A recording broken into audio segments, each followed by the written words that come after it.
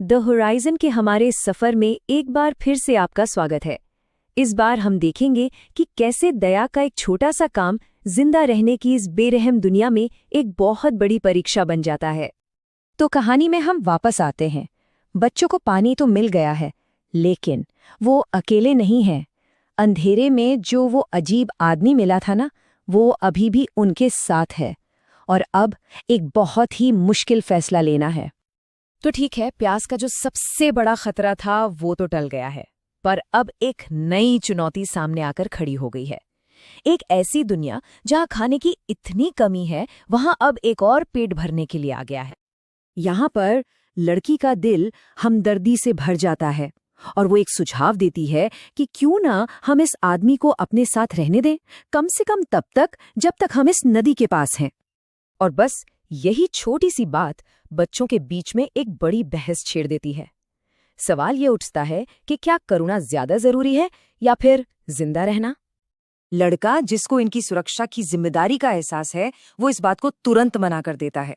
वो साफ साफ बताता है कि इसके पीछे असल खतरे क्या हैं। तो यहाँ पर हम देखते हैं कि उनके दो नजरिए कैसे आमने सामने टकराते हैं। एक तरफ है लड़की का नजरिया, जो पूरी तरह से भावनाओं पर, हमदर्दी पर टिका है, और दूसरी तरफ है लड़के का नजरिया, जो जिंदा रहने की कठोर सच्चाई और व्यावहारिकता पर आधारित है।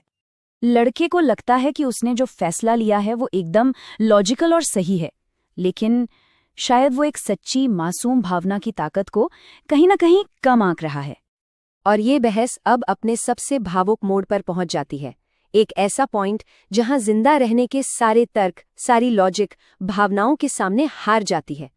जब लड़का अपनी बात पर अड़ा रहता है ना, तो लड़की की हमदर्दी और उसकी बेबसी आंसू बनकर बह निकलती है। वो कुछ कह नहीं पाती, बस रोने लगती है। और फिर वही होता है जो शायद किसी भी लड़के के साथ होता। लड़की के आंसू देखते ही उसका दिल और उसकी इच्छा शक्ति दोनों टूट जाते हैं। उसके बनाए हुए सारे तर्क और नियम एक पल में ढह जाते हैं। तो फैसला अब शब्दों से नहीं होता, बल्कि दया का एक छोटा सा इशारा ही काफी होता है। लड़का मान तो गया है, पर उसका चेहरा साफ साफ बता रहा है कि वो इस फैसले से बिल्कुल खुश नहीं है, बल्कि वो आने वाले खतरे को लेकर बहुत बहुत ज्यादा चिंतित है। और उनकी इस इंसानियत की परीक्षा तुरंत ही होती है। बच्चे जिंदा रहने की एक ऐसी भयानक हकीकत का सामना करते हैं जिसे देखकर वो हिल जाते हैं। जैसे ही उस आदमी को एक मरा हुआ जानवर दिखता है, वो बिना एक पल सोचे, बिना कुछ देखे, किसी जंगली की तरह उस पे झपट पड़ता है। वो उस लाश पर एक जानवर की तरह टूट पड़ता है और उसे कच्चा ही खाने लगता है। बच्चों के लिए ये एक डरावना और दिल दहला देने वाला नजारा था। और बस ये एक ही मंजर उस आदमी की और इस बेरहम दुनिया की वो भयानक सच्चाई दिखाने के लिए काफी है, जिसमें ये बच्चे जीने को मजबूर हैं। असल में वो किसको बचाकर लाए हैं? तो अब वे तीनों साथ तो चल रहे हैं, लेकिन उनके इस छोटे से ग्रुप में अपनेपन की जगह डर और अनिश्चितता ने ले ली है। आग के पास तो सब बैठे हैं, लेकिन इस साथ में कोई अपनापन नहीं है। सिर्फ एक तनाव भरी खामोशी और एक अनकही दूरी है जो साफ दिखाई देती है।